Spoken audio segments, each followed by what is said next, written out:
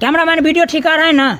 सब ठीक आ रहा है। माइक वीडियो में नहीं ना दिख रहा है? नहीं दिख रहा है। तो यहीं पे रखना, ज्यादा आगे मत करना, नहीं तो माइक वीडियो में दिख जाएगा। ठीक है भैया। तो वीडियो खराब हो जाएगा, ठीक है ना? ठीक है। अच्छा यहीं पर तुमको जब हम ये कहेंगे अम्मी जान कहती है अपना कोई भी धंधा छोटा नहीं होता, इसके बाद तुम ऐसे करके तोड़ लेना इसको, ऐसे करके, और मेरे मुंह पे ऐसे फेंकना। वीडियो ये सब बनाते रहेंगे तो पढ़ेंगे लिखेंगे कब?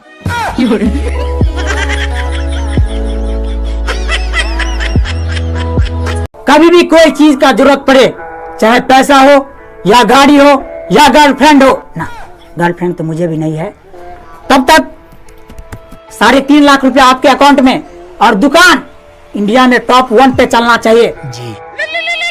हेलो, क्या हुआ मेरे दोस्त? 5.5 लाख रुपया चाहिए अभी? तू वहीं रुक, मैं 3 सेकंड में आ रहा हूँ। ड्राइवर गाड़ी जल्दी निकालो। Bodyguard follow me. कविता नाम था उसका, कहानी सुना के चली गई। हौसला रखो, हौसला रखो।